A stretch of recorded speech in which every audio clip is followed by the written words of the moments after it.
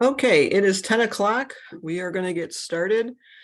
Thanks for joining me this morning. My name is Mary Pat O'Neill. I'm an independent college counselor, but I'm here today in my volunteer role with the Lake Washington Schools Foundation. I created the Find Your Fit program back in 2016. And the reason why I created it is there's a lot of inequity in education, which bothers me. And so I offer all my expertise, my knowledge in the college process to anybody who wants to listen to me. So today we are here for the part one of the college boot camp. This program is designed for rising seniors for the class of 24. If you're younger or if you're a parent, today's session, it's probably good information for you. But just so you know, this is designed for seniors, especially when we get to the essay session on Friday. If you're not a senior, really, you don't want to come to this. All right, let's get started. So I will be using the words college and university interchangeably today. If you're from Canada, it might drive you crazy. I apologize. There is a difference between college and university. If a school is a college, it simply means it doesn't have a graduate program. If it has the word university, it means that there are graduate programs offered. That's the difference. But being the American that I am, I just use both words. Okay, so you're going to hear me say this a lot. So before I launch into the data for today, keep in mind that a lot of times when I'm asked questions about anything college related, I have to say, it depends on the college. I'll be the first one to tell you my life would be so much easier if every college would just simply do things the same way. They don't. There's a lot of different methodologies to this. And also everybody's different. Hallelujah for that one. What's right for one student or one family is not going to be the same for another. And so keep an open mind through this. This is not a one size fits all process. So the format for today. So today we're going to be talking about how to create a balanced list and why it's important. And this has to be the first session for a boot camp, because unless you know where you're applying to, the rest of it won't make any sense. So the first thing you have to do is work on your college list. And then Thursday, we're going to be doing a 1-hour session on completing your college applications. And then Friday is a longer session. It's how to write a college essay. I do not share my PowerPoint slides. They're mine. You're welcome to take screenshots. You're always welcome to reach out to me and say, hey, Mary Pat, there was one slide. It was very interesting. Could you send it to me? Of course, I will be happy to do that. Or, you can always reach out to me with questions. The recordings will be sent out to everybody who registered. I do not send them out. The foundation does. They're very busy. It'll probably be next week that the recordings will be sent out. Also next week will be handouts. I do have a whole packet of information to send out from there. So let's start talking about colleges. So in the United States, there are 3 different types of colleges. And it's important as you're creating a college list that you understand the differences, because these differences greatly impact both admissibility and the cost of college. So here, let's go through them. The first one is an in-state public university. I'm here in Redmond, so I'm talking about Washington State public universities. We have 6 four-year public universities in the state of Washington. They are the University of Washington, Washington State, Western Washington, Eastern Washington, Central Washington, and Evergreen State College. Because we are residents in the state of Washington, students get priority admission to the state school. So the University of Washington, I want to say, I think last year about 71 or 72% of admitted students were Washington State residents. The second important feature about an in-state public is the cost. So because we pay property taxes in Washington State, and property taxes fund education, they deeply discount the tuition at our public universities. UW and Washington State are about 12,000-ish a year for tuition. The others are less, more about $7,000. again, it's not cheap, especially when you times it by 4. However, when I talk about the other numbers, it's going to look like quite the bargain. So that's why so many families are interested in staying in state. Okay, so that's the in-state public. The second one is the tricky one. It is the out-of-state public university. Now I have to talk about 49 other states at this point. So I'm going to be very general here. But first of all, you are not a resident in any of these 49 states because you live here in Washington. Your transcript's going to say Washington. So you lose that priority admission. The second thing, because you're not paying property taxes in that state, you lose the discount. And generally speaking, out-of-state or non-resident tuition is 3 times in-state tuition. So if you're an out-of-state student applying to the University of Washington, just doing simple math, it's probably like $36,000 for the tuition at UW if you're not from the state of Washington. So one of the things I always tell students that they need to pay attention to is, first, what is the percentage of out-of-state students that a college admits? And this can be all over. I've seen it as low as 1% and as high as 60, 70%. Again, it depends on the school, but that's going to impact how admissible, how easy it is to get admitted to a college. And so where we live here in the West, there are states like Oregon, Colorado, Arizona, Montana, Utah, New Mexico. It's, there's not a lot of people in those states. So it's fairly easy for non-residents to get admitted. And if a student is a strong applicant with grades, there's a very good chance that those schools are going to throw money at the student and say, hey, we would love to have you. But then there's other states like California, Texas, where there's a lot of students, and quite frankly, parents get annoyed when their children can't get into their in-state schools that they've paid the property taxes for. So it can be a lot harder. So just keep that in mind. And then we're going to talk about scholarship money later on. There are some out-of-state colleges, as I said, that are going to say, please come, we'll give you money. And others say, for the privilege of being admitted to our school, you will pay $65,000, $70,000 a year. And again, so it totally depends. And then the final category, so you can see that, is the private school. And private schools or universities, they're not funded through property taxes. So where you live is not so much an issue. Sometimes families say, oh, they're too expensive. They're no more expensive, generally speaking, than out-of-state publics. But again, depending on the school, there can be some very, very generous scholarship money because the private schools know that they're competing with the in-state public. So again, it all depends. But I always say, keep an open mind. Just because you put it on your list doesn't mean you have to apply or that you have to go there. All right, we have frozen, as always happens. As every Find Your Fit session. There we go. So before you start creating a college list, please know your data points. Okay, and I'm always kind of surprised when students don't know this stuff. You should know this. So first of all, what is your high school cumulative GPA? This is information that you can find on your unofficial transcript. It's at the very bottom. It'll be on Skyward. Okay, so you should know what your GPA is. And in Washington State, I'll talk about this more. We use an unweighted GPA. It's on a 4.0 system.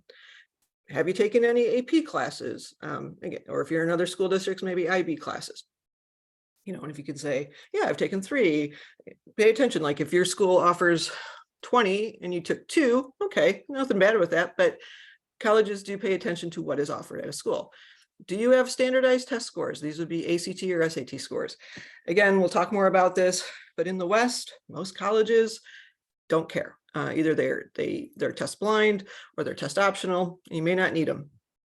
Have you been impacted by COVID? Again, for high school. And I'm a huge believer, nobody is defined by a number, and I truly believe that. However, I will tell you the data is important in the admissions process. Okay, freezing again.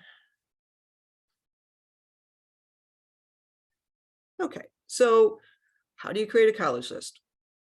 Quite frankly, you could probably go on to chatbot GPT and ask them to create a college list for you, but I'm not going to do that today. I'm old school. There are a lot of great college websites.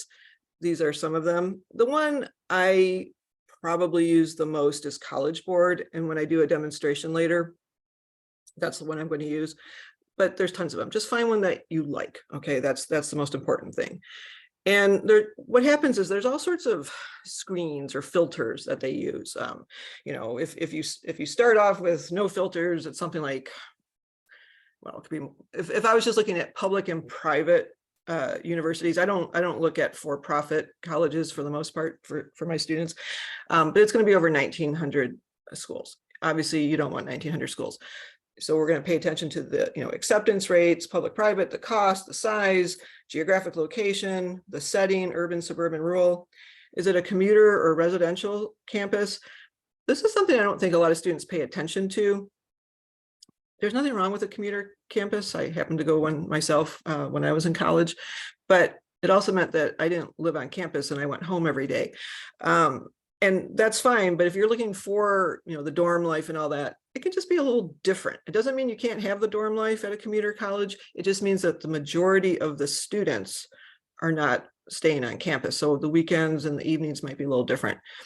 College majors, again, we'll talk more about them, but if you think you want to be a nurse and they don't offer nursing, probably don't want to go to that school.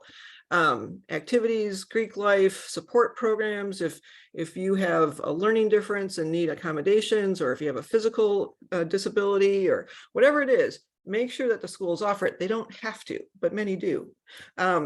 You can't search for liberal or conservative. Well, maybe you can, not on College Board, you can't. But if you have political feelings one way or the other, it might be something that you pay attention to. The weather, and then this is a huge one, especially if you're a parent. Pay attention to how easy it is to get to and from a campus. That can make a huge difference in the logistics. So, and then I do want to just tell students, keep an open mind with universities that are affiliated with a religious organization. This might be, a Catholic university, a Jesuit university, Lutheran. There's all sorts of Jewish university, and a lot of my students, because we've got such a diverse group of students here, sometimes they're like, but a lot of times these schools can offer wonderful programs.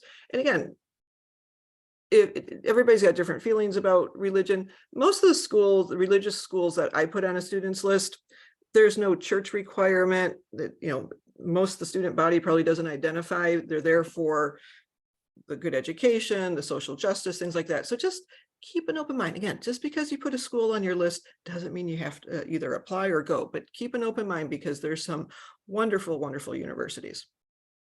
So another term I want to talk about is, you may have heard the term liberal arts colleges, and you might have heard of research universities. They're both great. And I'm not going to go through all of these things. Sometimes parents will say to me, my child is going to study engineering or computer science or business or whatever. They're not going to a liberal arts college. And I just want to clarify to everybody, you can study computer science at a liberal arts college. You can study creative writing or philosophy at a research university. They offer, it's not about the major. It more has to do with the size of the of the school, college, university, whichever it is. Some people thrive in a smaller, more intimate, 50, 60, 70 people in a class. Other kids feel lost in an 800-person class. Other people thrive in that. Some students love to have interaction with their professors. Others are like, I don't even want you to ever look me in the eye. Some students plan to go to medical school or law school. Well, you need really strong letters of recommendation, very personal letters of recommendation. That can be a lot harder to get when you're in a huge university where you've never actually had a conversation with your professor. I get it. There's all sorts of pluses and minuses, but keep an open mind. It has nothing to do with the quality of education. It has nothing to do with the majors offered. It more has to do with size. Typically, liberal arts colleges, the classes are always taught by full professors, whereas at a research university, the research professors are working with the graduate students. So oftentimes you're having graduate students teach the undergrad. So again, just different things to think about. And again, you might, why am I going on so much about liberal arts colleges? I do happen to think that they're wonderful. And so and I just hear so many times students won't even consider them. And I guess it irritates me. So here's just some benefits: a well-rounded education, tight-knit community. The focus is on undergrad. If you want to do research, it's much easier to do research at an undergrad at a liberal arts college than it can be at a research university, because they have graduate students who take priority. The student professor ratio is much smaller and tighter. You have access to the professors, much more leadership opportunities, social justice opportunities. Liberal arts is all about creativity and critical thinking, great soft skills, professional networking, much more flexibility with degrees. One of my former students went to a small liberal arts college with a certain major in mind. And then after a year, she realized she wanted to do something different that the university didn't offer. And so we were talking, and she loved the school. She loved everything about it. She loved her friends. She loved the professors. It was just this one thing. And I said to her, well, have you talked to them? Have you asked them if they could, kind of create a program for you? And they did. And that can be harder to do. And then also the communication skills. These are called soft skills, but they are very important. So again, it doesn't matter to me where you go, but when you're coming up with a list, you may end up with liberal arts colleges, and your first instinct might be, no, I'm not even going to consider them. I'm just saying, consider them. You may be surprised. So oftentimes when I already showed you this list about things to think about, a lot of times what parents and students focus on is the acceptance rate. And that can be very dangerous. And I'll explain why. So as I said, there's about 1,900 four-year public and private colleges in the United States. 26 of those have an acceptance rate of 10% or less. There's 56% or 56 colleges between 10% and 25%. That's a total of 79 colleges, which ignores, as you can see there on the math, 1,853. Many of them are phenomenal colleges. Other ones, maybe not so much, but there's some fabulous schools that people aren't considering. And the other thing is, if everybody keeps focusing on these same schools, it just makes their acceptance rates go down and down and down. So when I use the term highly selective college, what I mean by that is it means too many qualified students are applying for too few spots. And so I'm not criticizing any of these schools. They're all phenomenal, okay, these highly selective schools. And I don't have a problem if students apply to a few of them. But when those are the only type of schools that a student applies to, you are going to be setting yourself up most likely for a very disappointing spring of senior year. And every year in my role with the foundation, I hear from parents who say, my child applied to 11 schools and only got into one or got into none. And the one that they got into, they don't want to go. And it's like, well, what were you thinking? Again, this is where a balanced list that and we'll talk about this more. If you don't want to go to a school and in your heart of hearts you would never step foot there, don't put it on your list. What's the point of that? So here's I just updated this. I just looked at my slide. I need to fix this. Anyways, as I said, highly selective means too many qualified students. So these are numbers from this past cycle. And you can see, again, you hear the numbers 5%, 3%, 6%, 7%. And I think it's hard to conceptualize what does that mean. So let's use Brown as the example. Okay, 51,000 students applied and 48,000 of them were rejected. And again, we'll talk more about this, but I guarantee that the vast majority, probably 85, 90% of the students who applied were very strong applicants, had all their ducks in a row, are phenomenal students, but they don't have enough spots. And that's the problem. Same with, MIT, 26,000 applied, 25,000 rejected. And you guys can do the math, but just look at it. And that's the problem. Okay. That's the problem. It has nothing to do with a student not being qualified. It's not personal to the student. Like, oh, we don't want you. It's just, no, they just have too many students. And it is not a lottery. nothing, well, there's a lot of things that irritate me, but that is one of the comments when people go, it's a lottery. No, it is not a lottery. There's a lot that goes into admissions. It is not a lottery. And then sometimes I'll hear from parents, they'll say, well, I got into, name some college, 25, 30 years ago. Why wouldn't my student? And again, I'm not going to spend time on this, but what this chart is showing, this is from 1992 at the far right, showing the number of applications and the acceptance rates to 2012 and then 2020. So this is over a 30-year span. And you can see, UPenn back in 1992 had almost a 40% acceptance rate and had 12,000 applications. Last year, it has a 5.9% acceptance rate and 56,000 applications. So you're not comparing apples to apples. So just keep that in mind. If you're like, well, I got in or I didn't get in and I want my child to get in, and then you make them feel bad because they can't get in. Just look at the numbers. That's all I'm saying. So on Thursday, when we talk about completing a college application, I'll be talking more about the components that go into it. This is a resource. It's called College Data. It's a great website. It's got a lot of good information on it. And what these are scattergrams that show, I don't know how many factors are there, 15 factors roughly, and how the college uses that information in the admissions process. So the first column is it's very important to a college, then it's important, it's considered, and it's not considered. And and it depends. You can see these are two different schools, and their scattergrams look very different. So the school on the right, they care about rigor, GPA, and the essay is super important. Then you see, extracurricular, volunteer, talent, first gen, work experience is important.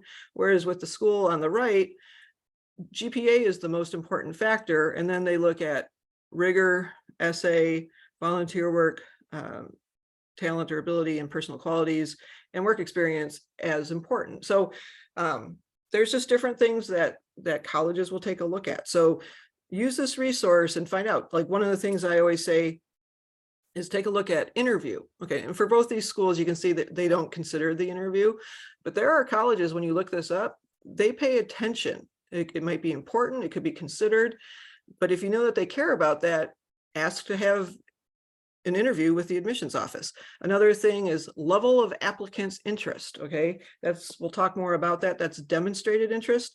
The school on the left is not considered, but the school on the right, it is considered. Another thing that they care about, where is it? People always say to me, well, I went there. Will that impact it? Well, it depends on the school. It says relation with alumnus, not considered for both. So for both these universities, they don't care if your parents went there, your grandparents went there, but there's other schools, it might be considered, it might be important, who knows? So there's good information out there. So what do you do with the list of colleges? And I am going to be demonstrating to show you how to do this in a minute. I would create a spreadsheet and maybe have things like the name, the location, the type of college, is it in-state, out-of-state, private, the size, the cost, application requirements. Keep an open mind. And also there's a wonderful resource called the FIS Guide. It's not an expensive resource. It's about, I don't know, $20 maybe or less on Amazon if you buy the physical copy. I think there might be an online version available too. It comes out every year. Quite frankly, the information doesn't change that much. You could get an old copy, maybe buy a used version. Your public library probably has it. Your school, high school career and counseling center probably has a copy of this. But why I like it is it's the top 300 schools in the United States. So like in Washington State, the universities that are in the FIS Guide are UW, Gonzaga, Seattle U. I think that's it. Yeah, I think that's it for our schools. But those are the three schools that are in the FIS Guide. I think Evergreen State College is in there too. But anyways, they're not marketing pieces. They're not written by college administrators. They write the reports based on student surveys. And I find that the schools that I know really well, when I read these, I think, wow, they really nailed it. And they'll talk about the academic atmosphere. How are the professors? What are the strong majors? What's the freshman core requirement? They'll talk about the social aspect of the school. What are the dorms like, the cafeterias? Is it a party school? Do you have to be in Greek life? What's the diversity like? What's the sports scene? What do kids do on the weekend? What's the surrounding area like?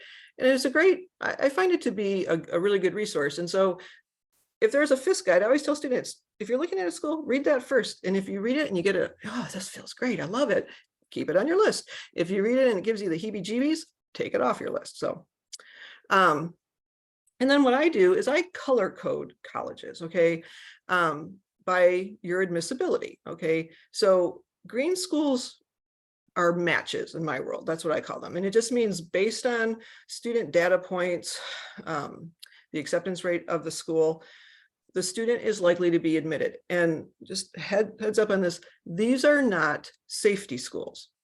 In my opinion, who wants to go to a safety school? I don't want to go to a safety school. I don't want to put safety schools on my students list. What a safety school is, by my definition, it's a school that accepts everybody and nobody ever graduates. And there are a lot of schools I could say are safety schools. I don't say them because I always end up, somebody went there and then I get in trouble for saying it. But the reason, but I'm a big believer in birds of a feather flock together. I want students to go to schools where they're going to have a great learning, they're going to graduate in 4 years or less and all that stuff. And 80% of colleges in the United States accept at least 50% of the students who apply. So there should be lots of green schools. And another reason to have green schools on your list is, we'll talk about this later, but they're more likely to be the schools that will offer a student scholarship money, because that's how they entice students to go, because they want strong students. I color code blue schools as a maybe. Oranges are reaches and reds are extreme reaches. Now, this is totally subjective, but it's important. And people always say, well, how do you do it? It's a science or an art, I guess. I mean, some of it is science, but so a blue school could be, 50% of the students are accepted. Okay, well, that means 50% are not accepted. Or it could be an out-of-state public that accepts a lot of students, but only 15% come from outside of that state. Well, I'm not going to sit there and say it's a slam dunk for a student. Orange, typically for me, if a school accepts between 10 and 25%, I tend to make that more of a reach, no matter how strong the student is, because there's a lot of strong students. And then an extreme reach is a school that has less than a 10% acceptance rate.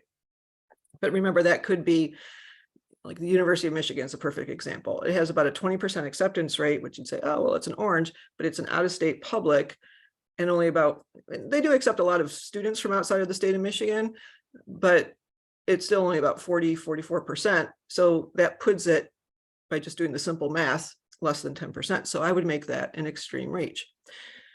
And this is why, I tell students, any of you sitting there, if you're very accomplished, you've gotten a lot done, I'm proud of you. And I'm not trying to diminish anything that any student has done. We have fabulous students. I'm in awe of what students accomplish. Very different from when I was in high school. But the reality is there's more than 26,000 public high schools in the United States. There's about 10,000 private high schools. And I just work with a small number of phenomenal students, but there's a lot of them. And so just keep that in perspective, that you're not the only student applying. So when I make a college list, and again, I do the color coding, these are different options. You could have a pyramid, you could have a hexagon, you could have all match schools. That happens sometimes.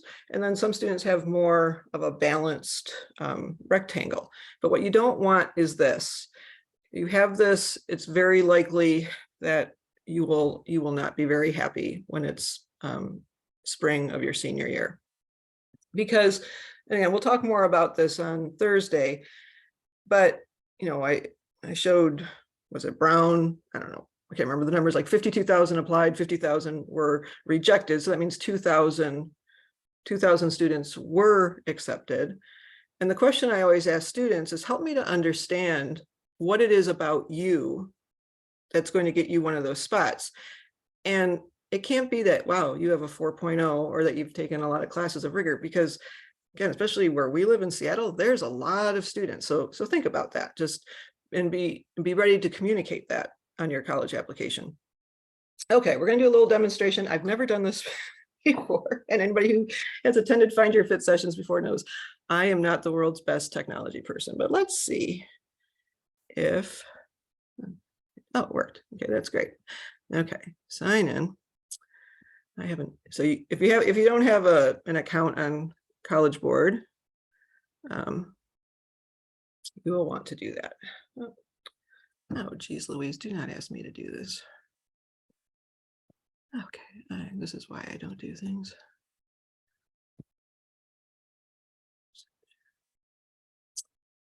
Okay, well, okay, I apologize. I tried it earlier. It did not give me that screen, and I do not have time to go through resetting my password while we're here on a Zoom thing. So this is my example I was going to give. A 3.9 unweighted GPA. Let's say I've taken 6 AP classes. I want to study biology. And I kept the search small. I said Washington, Oregon, California, Colorado, Arizona. I want to say relatively close to home. There's going to be a whole bunch of schools that come up because biology is one of those majors. Pretty much everybody offers it, just like they offer psychology or history or political science. Even computer science nowadays is pretty common. And when it comes up, though, it's on College Board, it does show you things. It'll show you what the graduation rate is. And we'll talk a little bit more about graduation rates. But I like to, so on College Board, and in most sites, when they show you a graduation rate, it's a 6-year graduation rate, because that's what the government requires universities to show.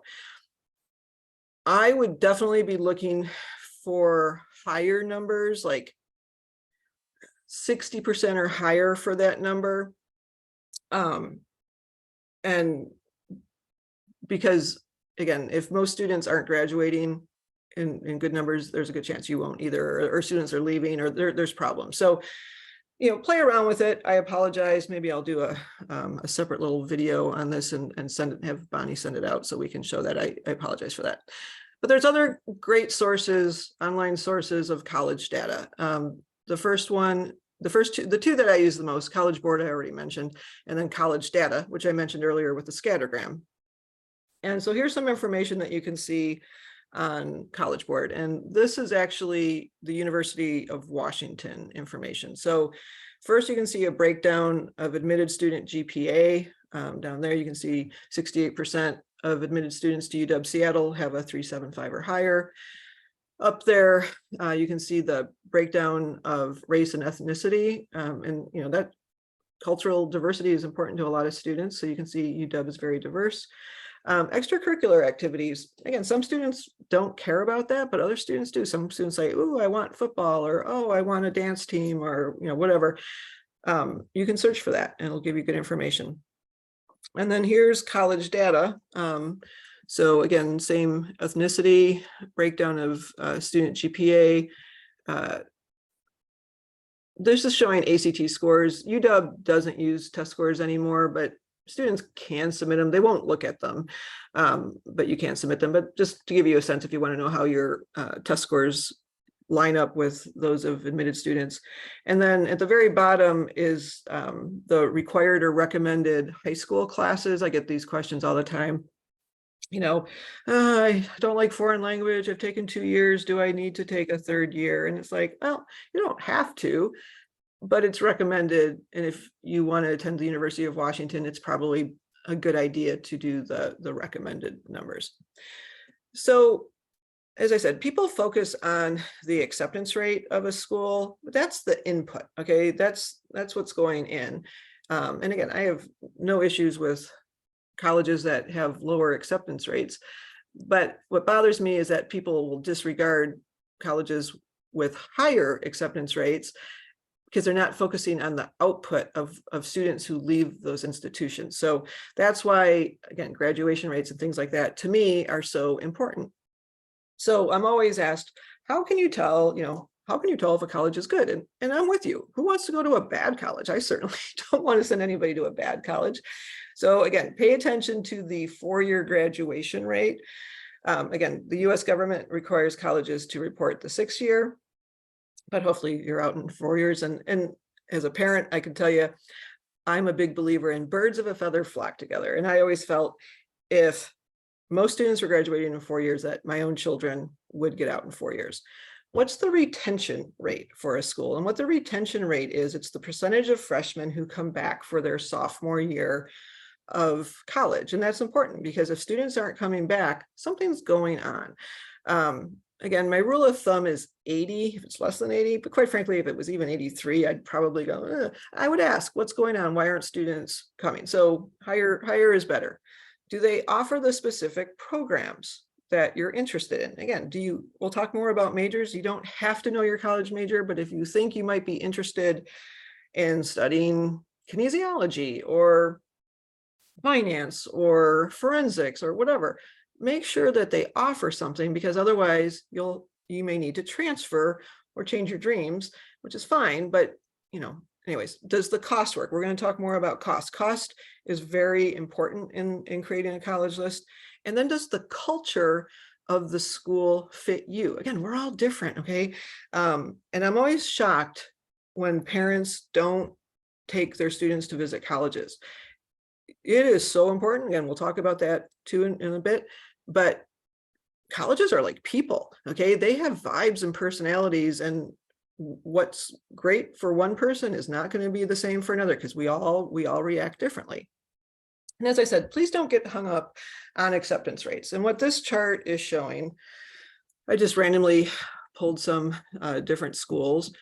I showed the 4-year graduation rate, the acceptance rate, and then what the out-of-state, the percentage of out-of-state students that a school admits.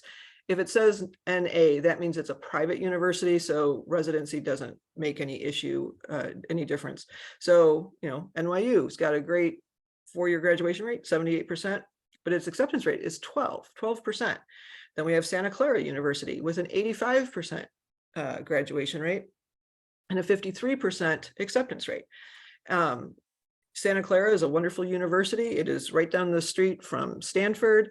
It is a Jesuit university, so that's that religious component that I mentioned. It's got a very strong computer science, business, pre-med, all sorts of programs. And if someone's very strong students can get good money from them.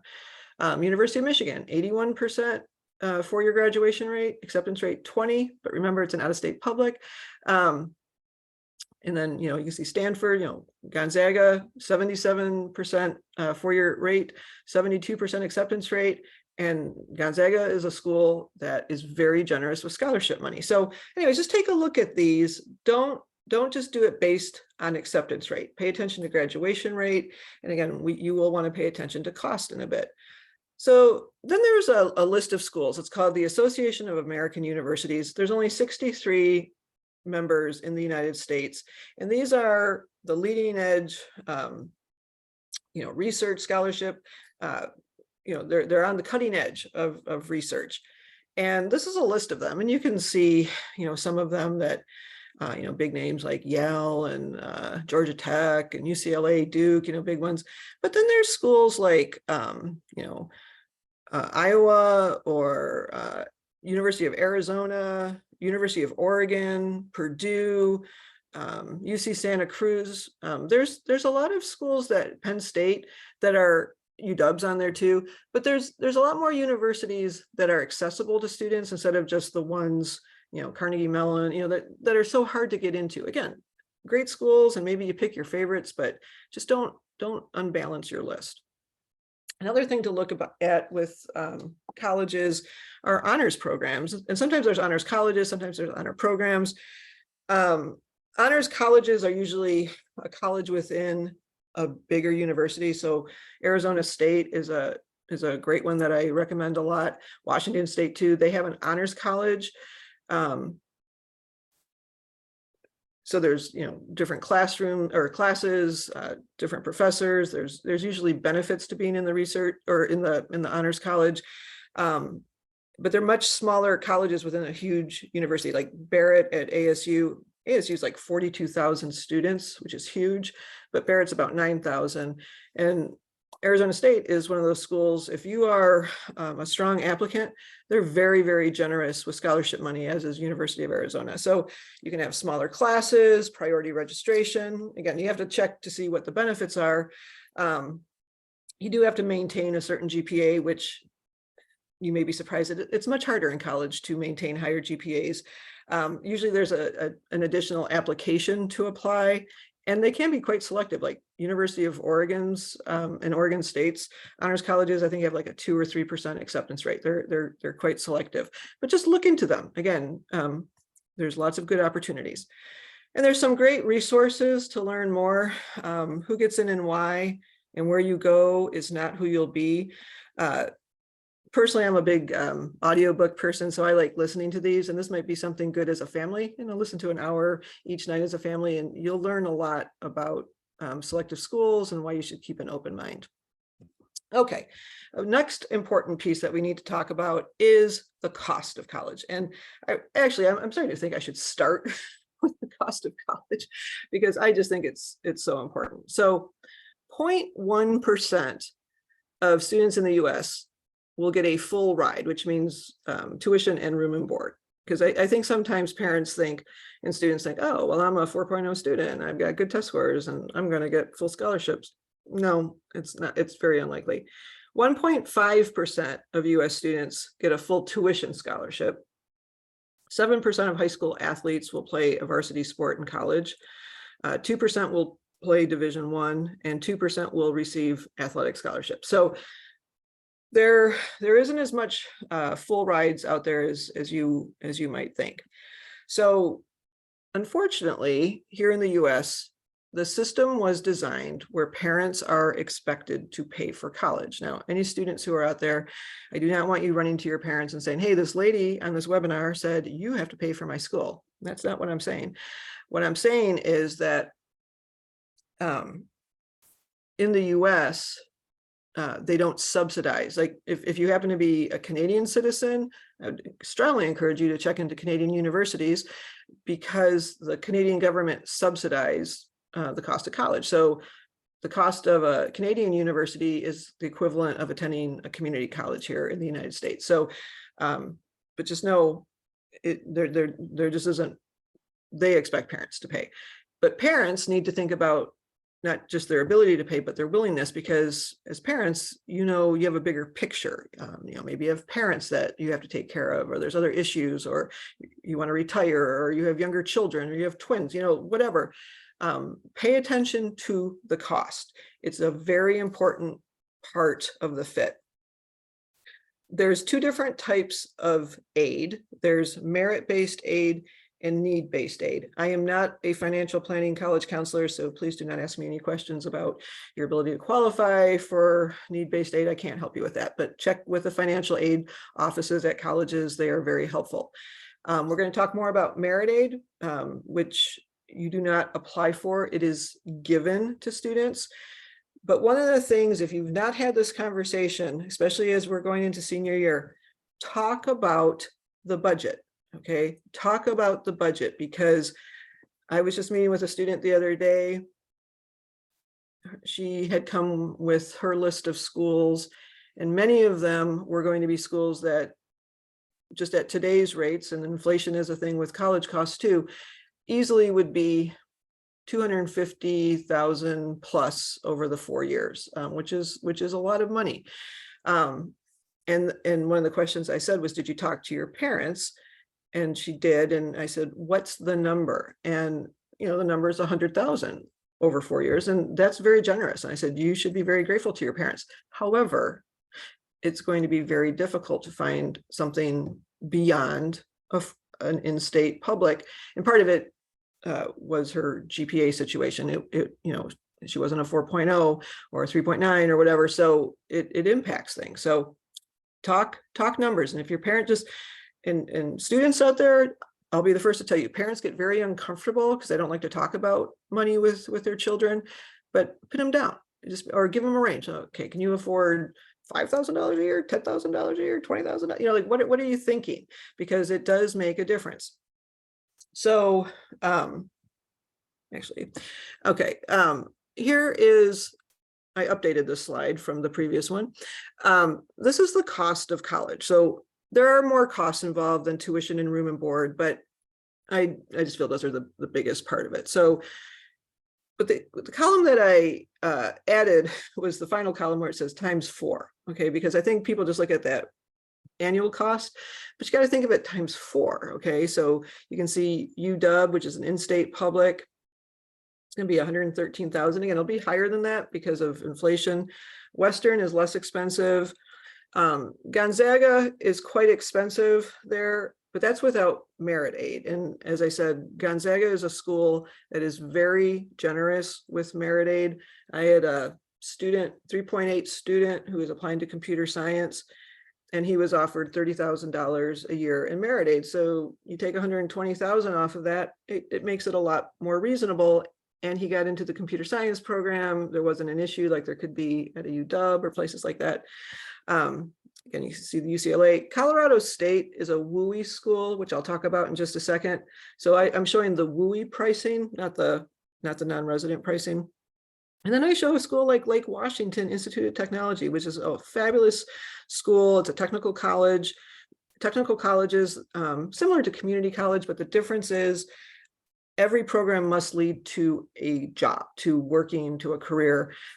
They have all sorts of different degree programs, certificates, associates. They also offer bachelor programs. And you can see the cost. It's about, just under $7,000 a year. So it's huge. And so sometimes students maybe start at a place like Lake Washington Tech or Bellevue College or one of the Seattle community colleges, and then might decide to transfer, especially if you don't know what you want to study or you're just getting your gen ed classes. That's a great way to start. So I mentioned WUI. WUI stands for the Western Undergraduate Exchange. It's a weird word. If you want to learn more, just type in WUI, W-U-E, in your search engine, it'll come up. But basically what it is, there's 14 states, Washington is one of them, and they have agreements within their public universities. I mentioned that not out-of-state, non-resident tuition is typically 3 times in-state tuition. For WUI schools, it's 1.5 times. So it's a huge cost savings. However, it is not all the public universities within the state. So you wouldn't see University of Oregon, you certainly won't see UCLA or San Diego State or Cal Poly, but there are some good schools. Oregon State is one, very competitive to get, but they do WUI. Colorado State, Montana State, University of Idaho, there's some really good programs. So if you're interested in going out of state and trying to keep the budget down, WUI could be a way to go. So there's different types of money that colleges offer. I personally love the ones that you don't have to pay back. So that's grants, scholarships, merit scholarships, and work study. Anything that is a loan will have to be paid back. And loans come in all shapes and sizes, interest rates, parents could co-sign, et cetera. And I don't suggest loans lightly. I personally, somebody who had student loans and I had to pay them off, I would do everything in my power to avoid student loan debt. There's something called the FAFSA. It's the Free Application for Federal Student Aid. They're changing it this year, and typically the FAFSA comes out in October of a student's senior year, and it's something that the student and the parents complete together.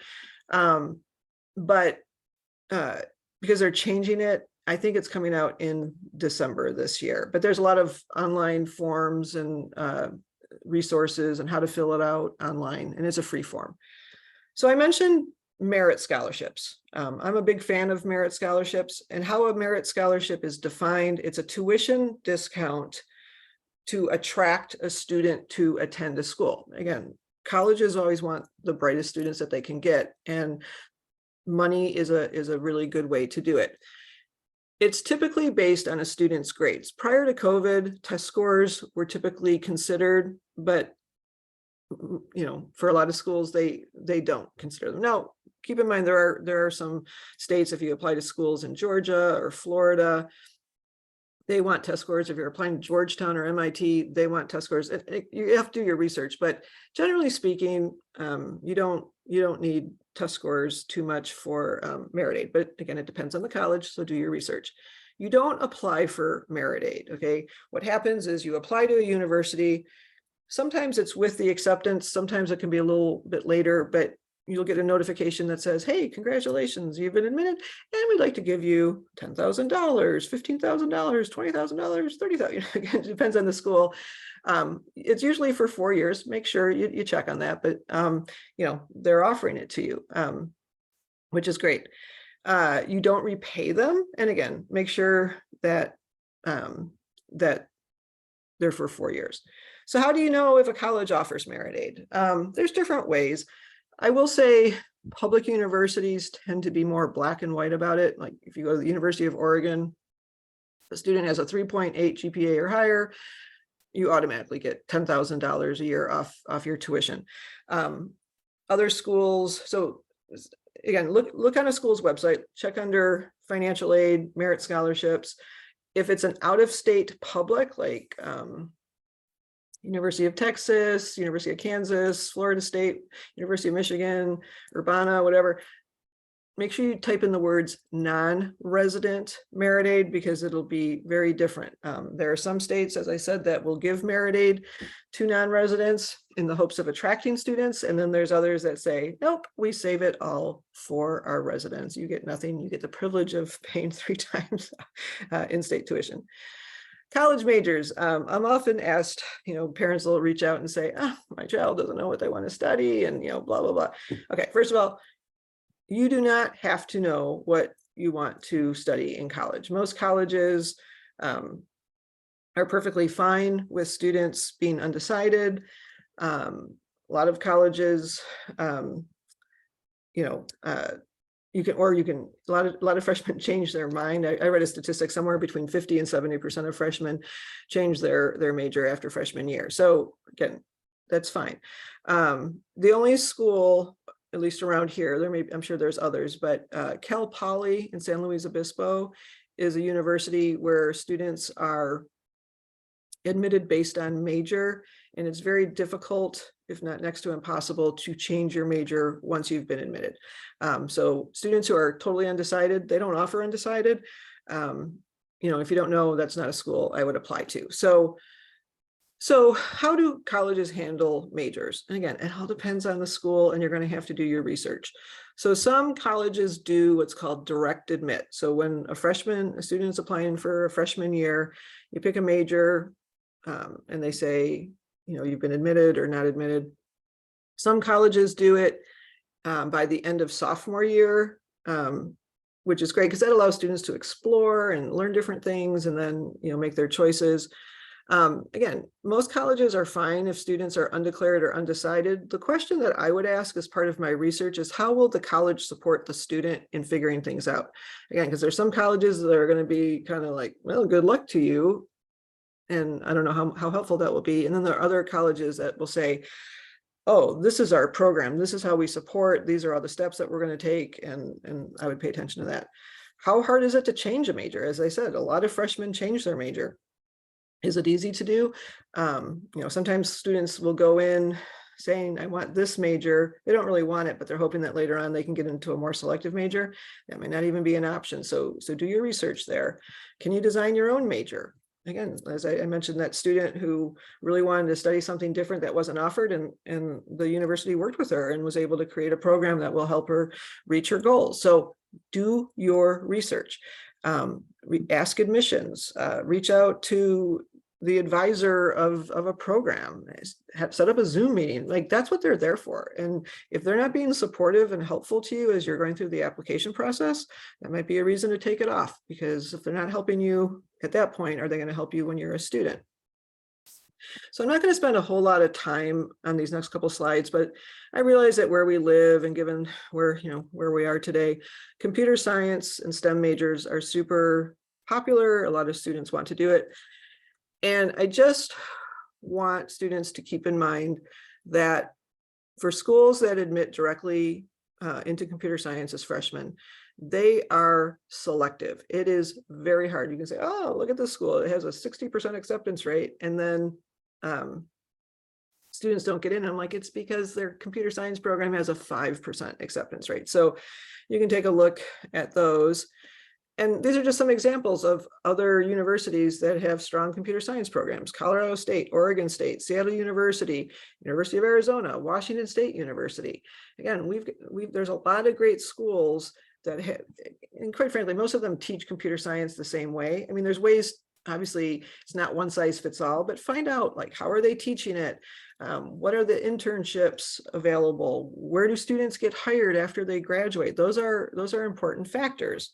And there's a whole bunch of different majors that involve computer science that aren't computer science, and there is a list of them, just to keep in mind.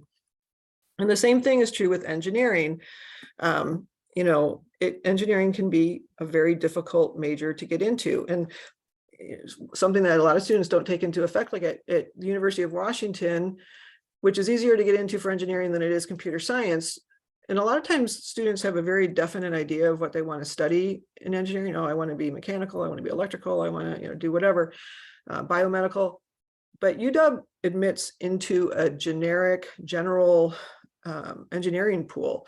And it's not till later that students apply, like at the end of freshman year or sophomore year, that they apply into the specific programs. And again, it's quite selective. So if pay attention to how, if you do get into engineering, is it into the program you want, or are you taking a chance that you may not get into that? So just lots of different things to consider.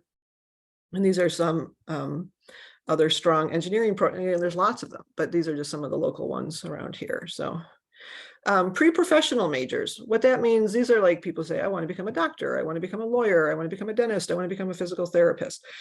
So there are no majors called pre-law or pre-med or pre-dental or anything like that. They are advising programs, and again, for a lot of them, students may go the science route because those classes may be required for tests that they have to take and things like that. But what it is, it's an advising program. And so if you say, okay, I want to become a doctor, that's great.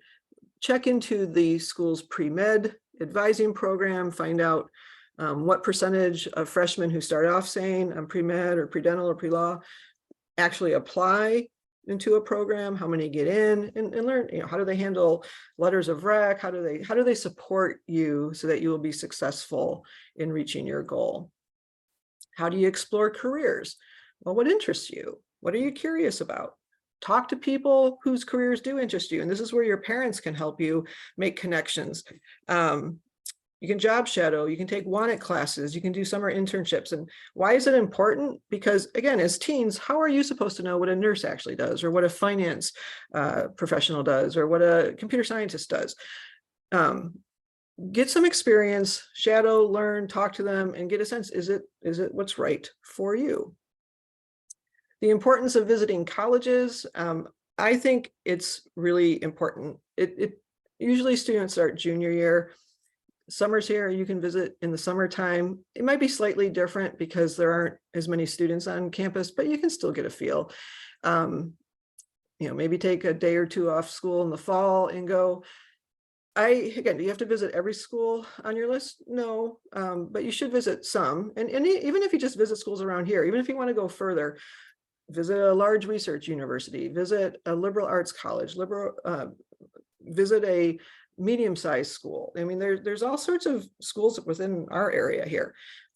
But why is it important? So for a lot of students, this concept of college is like this big mystery. And then when I see it in person, a lot of students go, oh, I can do this. That's great.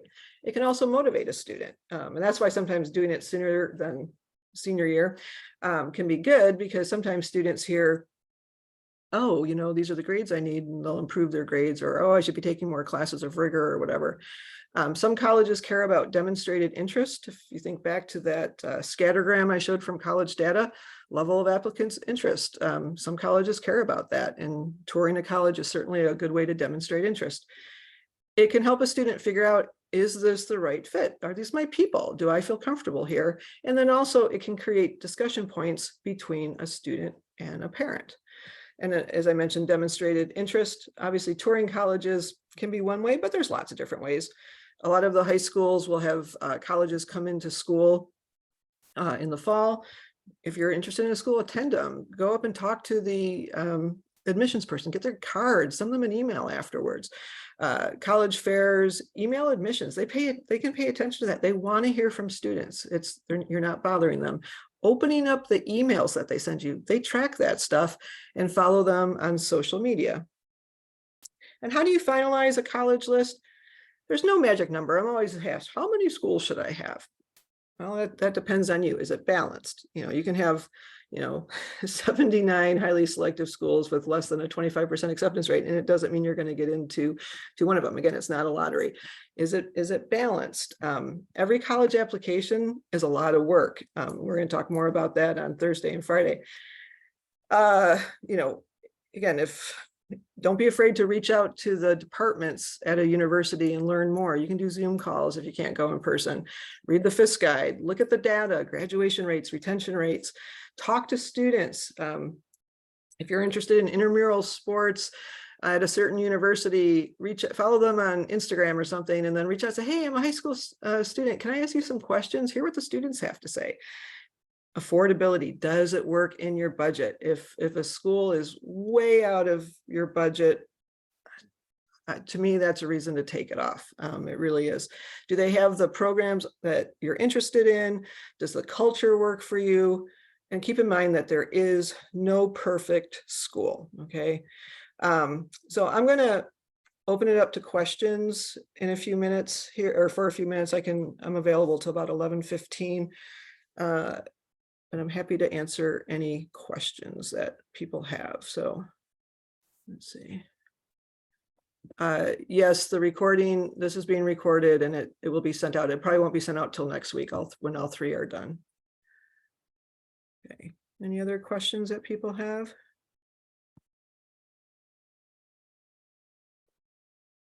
I just explained the recording will be sent out afterwards by the foundation. I don't get involved in that. It will be probably next week that they will send out the recording.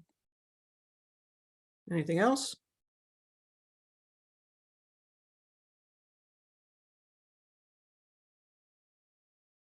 Okay, somebody says they understand that there's no magic number, but what's a reasonable number? Reasonable to me would be 10 or less. But I'll tell you, I have students who apply to 25, 30. I think it's ridiculous. And I think they think it's, again, a lottery. We haven't talked about what goes into a college application. Those are coming. But, when you get to the essay questions, I mean, students can have 30, 40 essays that they have to write and all that. There's a lot of different pieces. So I've had students have as low as 4 or 5. And again, if it's balanced, that's all that matters to me. Yes, the recording will, however you registered, that is how the recording will be sent. They do put all these webinars on the foundation's website. Again, you'll get the recording before it's on the website, but okay. Okay, so somebody said if I would explain what a safety school is. Okay, so, and I realize people use the term safety school all the time. I'm just explaining from my perspective. I don't like the term safety school. Who wants to go to a safety school? It would be, this is horrible, but like I have 4 brothers. It'd be like me kissing my brother. Like I don't want to kiss my brother. I think it just, So I define a safety school as a school that accepts everybody, like it has a very high acceptance rate, 85, 90%, whatever. And when you look at the data, when you look at the graduation rate, you look at the retention rate, nobody graduates. Like there are schools, and actually I've seen schools with 60% acceptance rates, and still you look at the graduation rate, because that means that shows the success of a school. Do students get out? It can be 12%. 12% of students graduate in 4 years. Okay, so the next part of your question, this is what made me laugh. Is UW considered a safety school? Oh my God. Anybody who considers UW a safety school or a match. Okay, like I said, that's the term. I like the term match. Wow, you're likely to be like, this is a good fit for you. They got great graduation rates, great programs. Maybe they're going to give you scholarship money. Like, wow, that sounds fabulous to me. UW is not, no one should ever walk in going, I'm getting into UW Seattle, because I'm here to tell you, I will not color code UW Seattle a green, a match school for anybody. I have had students who get into Brown, Berkeley, who don't get into UW. I've had 4.0 students with lots of rigor who don't get into UW. And then I have a 3.6 who gets into UW, you know, and so no one, and that's some of the stuff that I hear, again, through my work with the foundation. Oh, my child only applied to one school, UW, and they didn't get in. And I'm like, well, that's partly why I do this program. There's a lot of wrong information that is out there. And that's why, you know, you can see my email on there, findyourfit@lwsf.org. You got a question, you're hearing people chit chat about something, reach out and ask me, and I will tell you what I know based on my knowledge. And I've been doing this for 10 years.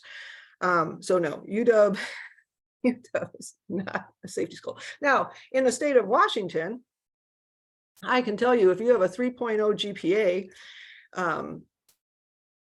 you are guaranteed admission to Washington State, Western, Eastern, Central, and Evergreen. It's guaranteed. That's the only guarantee that I can give anybody. But UW, they're not part of that list.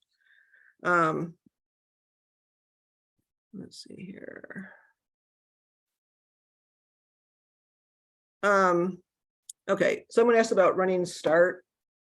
And again, we'll talk more about this on Thursday when we talk about completing the application. Running Start students they apply as freshmen. You are not applying as a transfer student. Running Start students have accumulated, besides meeting their high school graduation requirements, they are earning college credit, and which is it's a great program. And again, I'll be talking more about this on Thursday when we talk about what goes into a college application. People always ask me, what do schools think of Running Start?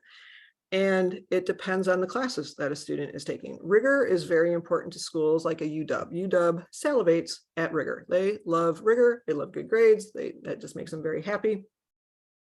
And if a student is doing Running Start and they're taking hard classes, they're taking STEM, they're pushing themselves. They're taking advantage of it versus taking super easy classes.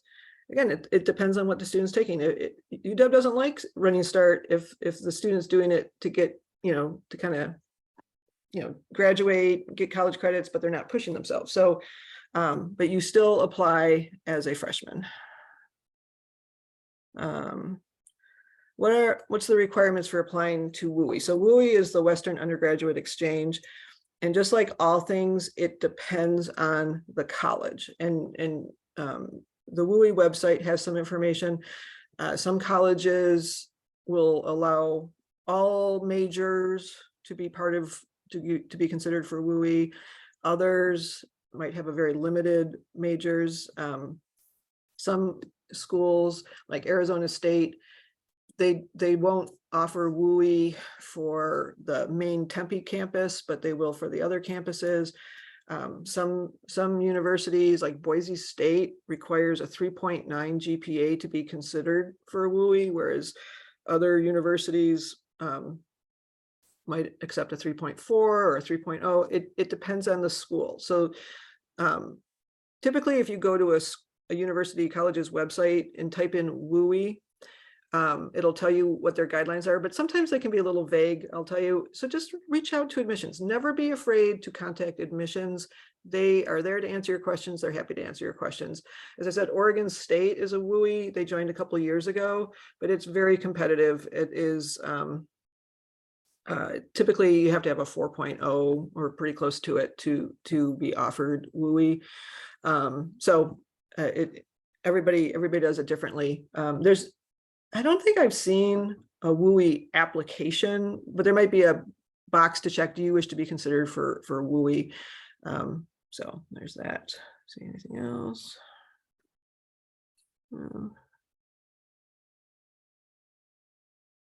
UW allows high school students to take credit courses. Yep. Does taking those help to get accepted into UW? No. Does UW rather look at the transcript of those? So yes, UW does allow high school students to take summer courses.